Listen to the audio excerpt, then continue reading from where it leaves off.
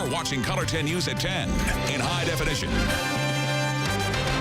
Baby boomers are taking their own lives at alarming rates, according to the Centers for Disease Control. The question tonight is why? Good evening once again, everybody. I'm David Oliver. In this special report, Color 10's Lori Patton sat down with a woman whose family endured a suicide. They held the mantle as America's largest generation for decades. Born from 1946 to 1964, baby boomers are the fruit of their parents' post-war labors.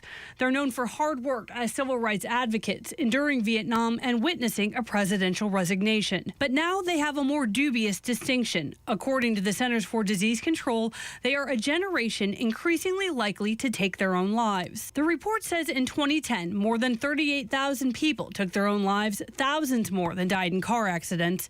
And while prevention efforts usually focus on the young and elderly, this is an alarming rise of suicides among the middle-aged. With the greatest increase among whites and Native Americans, men are more likely to take their own lives than women. He's been gone 3 years. Attorney and head of the Springfield Bar Association, Krista Hogan, didn't read about these statistics in a medical journal. She lived them. Her ex-husband, Jim Schuler, took his own life in 2010. Schuler and Hogan had been married for 20 years and had 3 children together.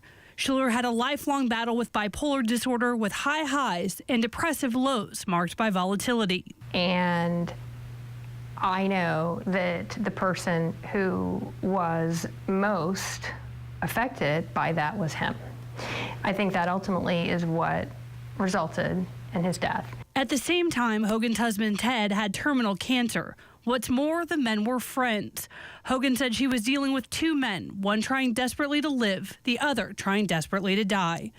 Hogan said Schuler went from driven and successful in college and working hard as a young husband and father to a decline over many years. One of the saddest moments I remember is Jim breaking down in tears and saying to me, I used to be able to do anything. If you wanted to help someone who had lost a loved one to suicide, don't ask why. Don't ask what happened, because nobody knows, and it doesn't matter. And why more baby boomers are committing suicide is something the experts can't agree on. Dwayne Long of the National Alliance of Mental Illness in Springfield says people theorize about the stress on the baby boomers. In many cases, they're being called upon to care for their aging parents in their home, so they're taking on that responsibility.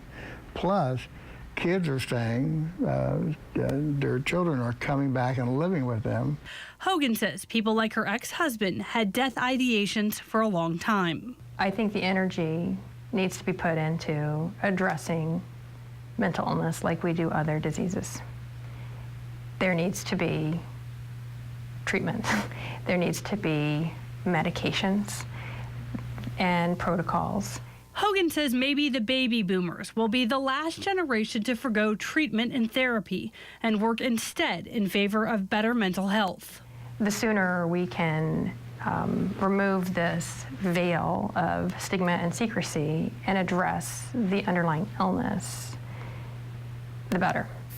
Lori Patton reporting tonight. By the way, Dwayne Long says the best approach is to be straightforward with a friend or family member in crisis. Ask them directly, are you thinking of taking your own life? That perhaps could open a door for help. Now, NAMI has many efforts to draw attention to the issue of suicide as well as support services for survivors.